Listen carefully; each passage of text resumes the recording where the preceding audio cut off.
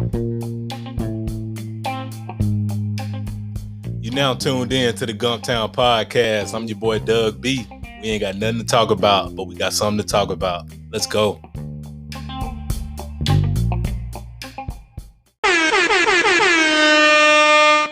Good people. Welcome back to the Gumptown Podcast, episode 27. I'm your boy Doug B. If you tuned in to this podcast, thank you for your time and your attention. I really appreciate you giving this podcast a shot. Before we bring on today's guest, we got something to talk about. We're going to call today Support You on Sunday, all right? Last week, the wife and I had a chance to go out of town, just get away from the Gump for a little while, and we went to this brunch spot called The Breakfast Boys in College Park, Georgia. Shout out to College Park. Man, it was an amazing experience, great vibe, great food, cool people. My wife had the chicken and waffles, sweet potato waffle with the jerk chicken. She enjoyed it. I had the shrimp and grits, catfish shrimp and grits, amazing, off the chain. I'm going to tell you, man, that food is seasoned. We also had the breakfast potatoes, Slap City. I highly recommend the spot, man. I will say if you get that catfish, shrimp, and grits bowl, be careful because one of those catfish bones almost got your boy. That was the first time I had catfish in years, but anywho, that's on me. I should have slowed down. You know I be eating like Major Payne sometime. But nah, check out the Breakfast Boys in College Park, Georgia if you're ever in that area, right outside of Atlanta. All right, good people, that's all I had to talk about today. On with today's show. Today's guest, he is the founder and owner of Roc Drinks, LLC. I'm looking forward to this conversation, and I'm sure you all will be inspired by his story. Let's give a warm Gumptown round of applause for Jarvis Roc Hamilton.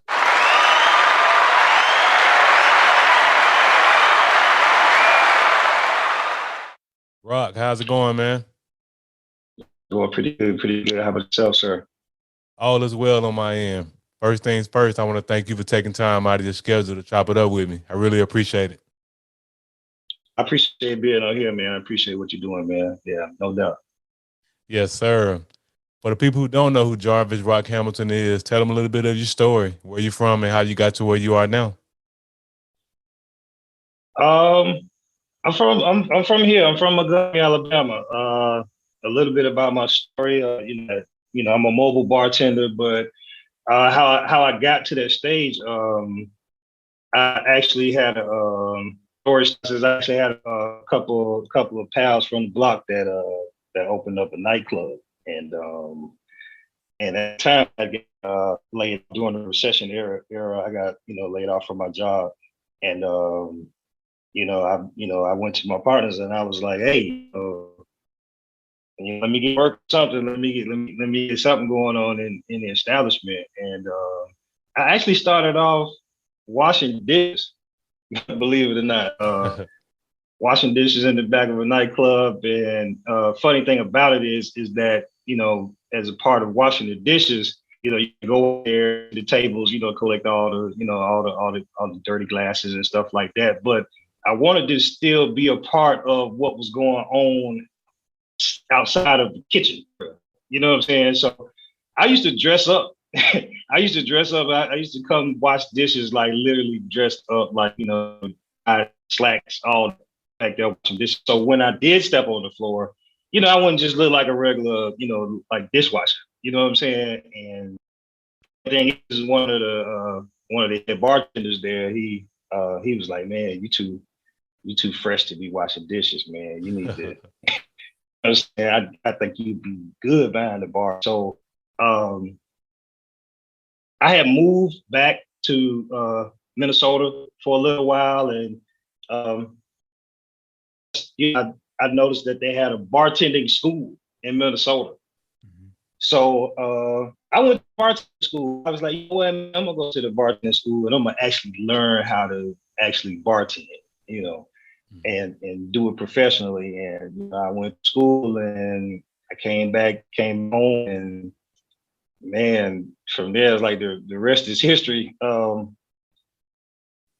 as the mobile thing, I've been doing a mobile thing for probably about 10, 11 years now. Mm-hmm.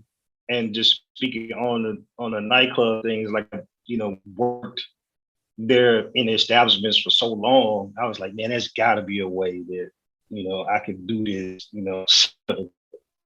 or outside of the establishment or whatever. And, I just kind of mimic the DJs, the DJ, were allowed to, or are allowed to visit anywhere, or any parties do, weddings do. You know what I'm saying? Mm-hmm. So I was like, I want to design my bullet, what I'm saying, and kind of do what the DJs do. And I searched around for equipment, got different types of equipment, different types of stuff, and just put it all together, man. It's ever evolving into something else every time. My people tell you that, that I'm always doing something different to the bar. It's never going to be right in my eyes. So, that's kind of like my story as far as just getting into mobile bartending in my own business. No, that's a powerful story, man. Great story. And you found this skill, you figured this out in the midst of an adversity. Like you were saying earlier, you lost your job, and what started out as something, you washing dishes, somebody saw that gift within you and you started doing the bartending thing. And extra kudos to you, man, for taking it a step further and going to Minnesota and actually going to school for it and actually learning the ins and outs of bartending. Because, a lot of people, we think bartending, I didn't even know that there was a bartending school. So just hearing you talk about going back to Minnesota, I just learned something new. Like I always thought bartending, anybody could be a bartender, but I know that's not true. I know it takes a just from the events that you've done for the frat and things of that nature, for our homecoming and Labor Day Classic. I have noticed that it is an art to. It's a, what do you all call mixologists? That's the name for it, mixologist. Yeah, mixology. Yeah. Yeah. So hats off to you for going to school and actually learning that skill and turning it into a career.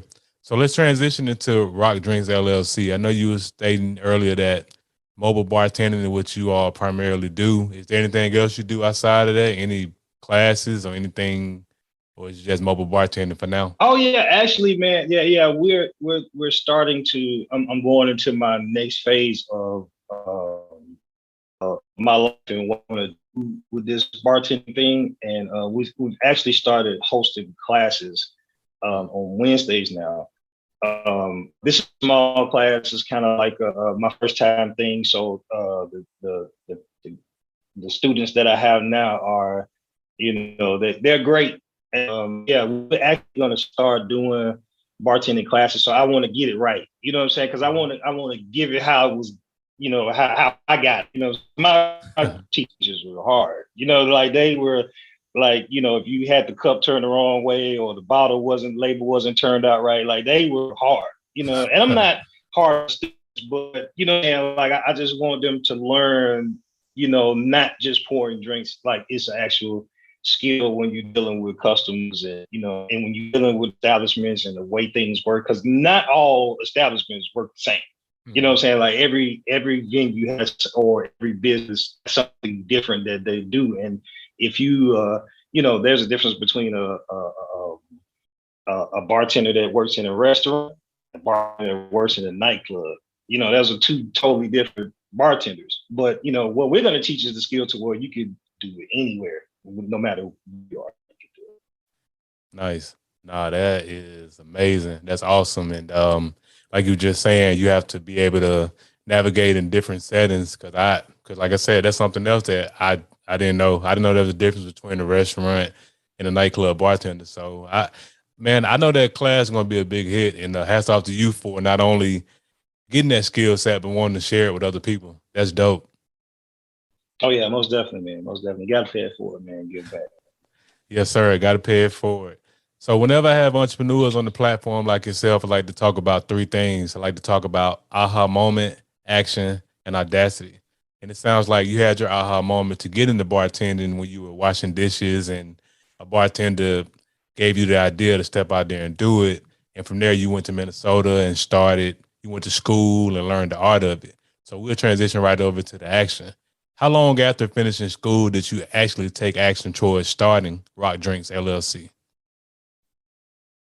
It took a while because I was so used to, being in the nightclub atmosphere. So and it's like, when you're in that type of atmosphere, like I tell my bartender, you get paid a day. You know what I'm saying? Like you don't wait 2 weeks to get a check, or like you get paid that day, and that can be very infectious.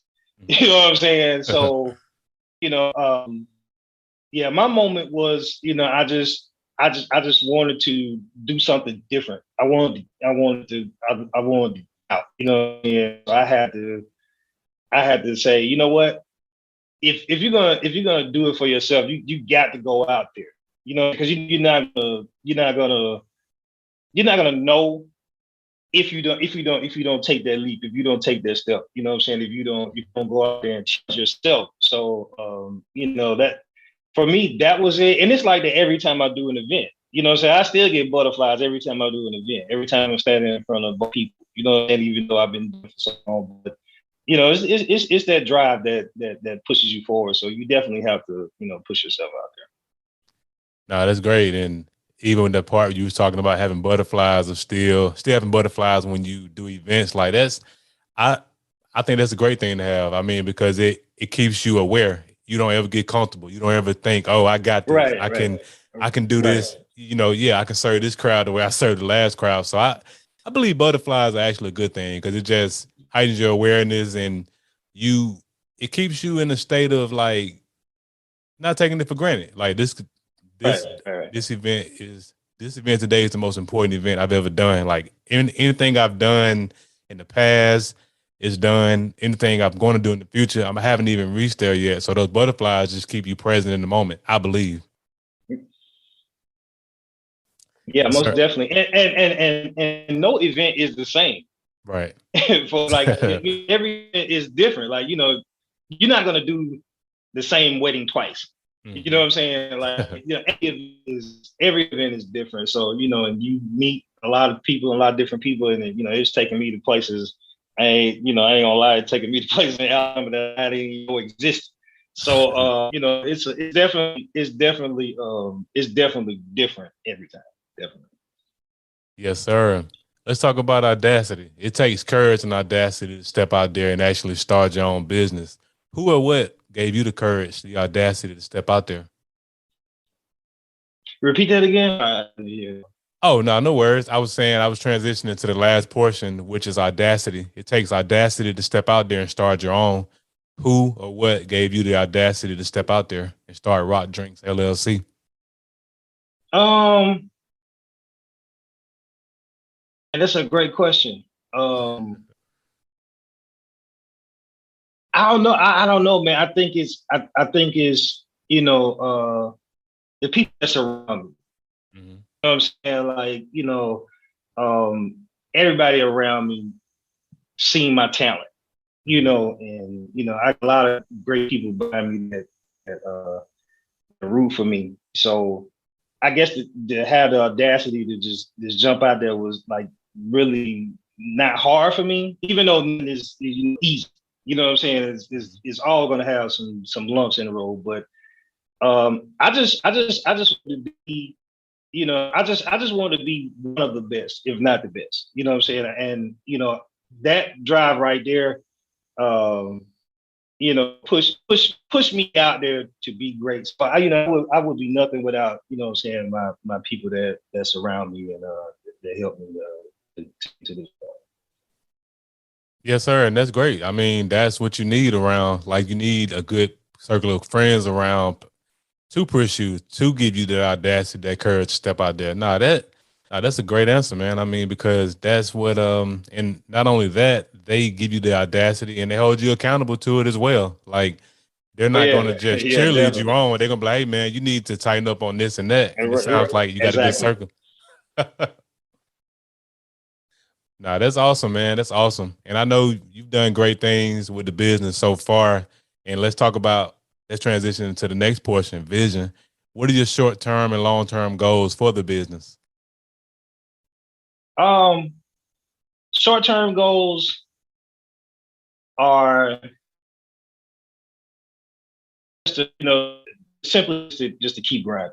Mm-hmm. You know what I'm saying? Like to keep moving, keep making people happy. You know what I'm saying? Like just to keep grinding.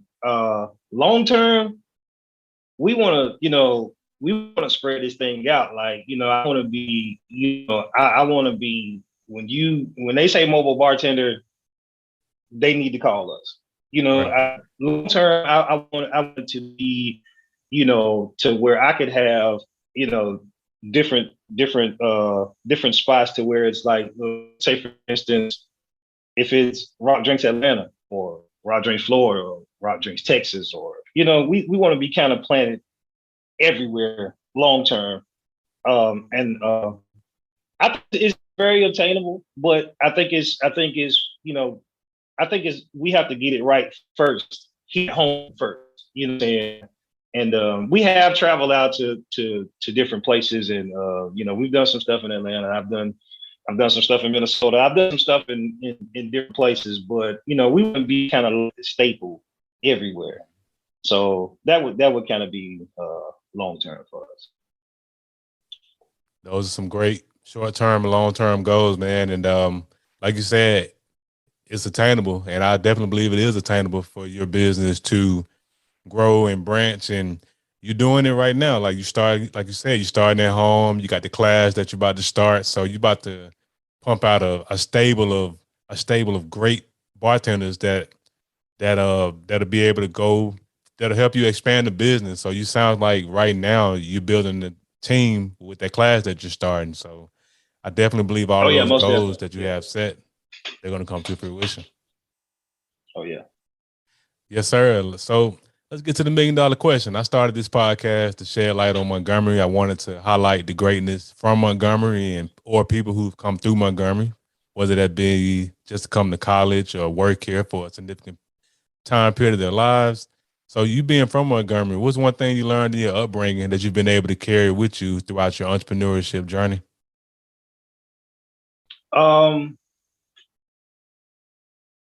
One thing that I've learned is where I'm from is strength.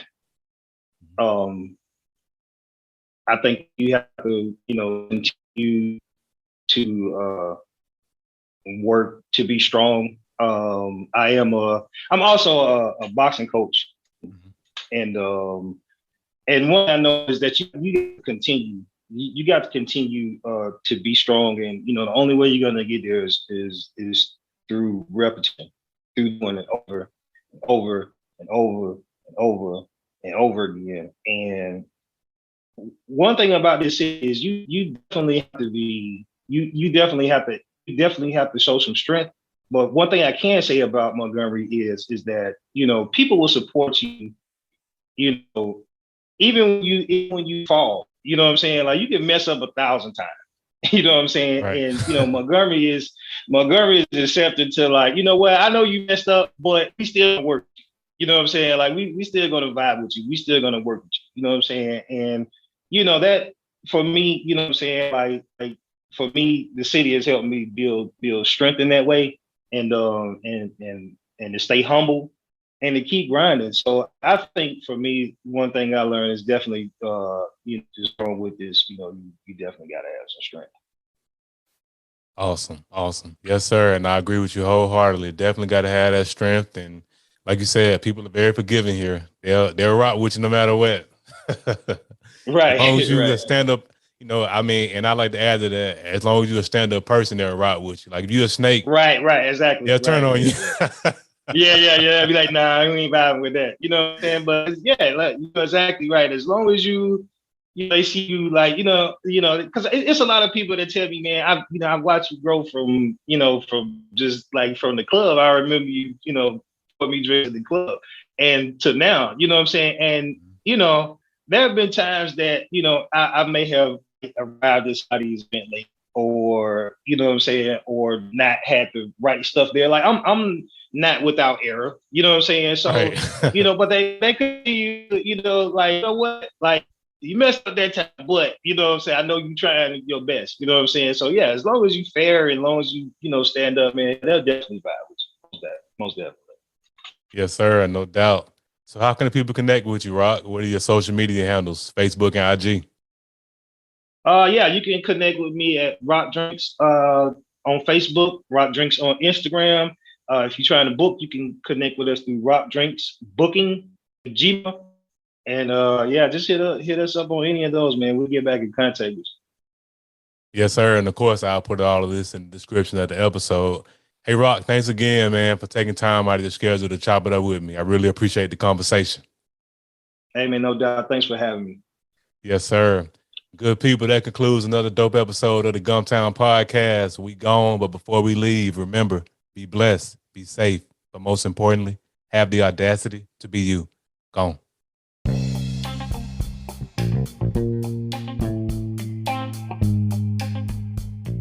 Thanks again for tuning in. I appreciate your time and your attention. Until next time.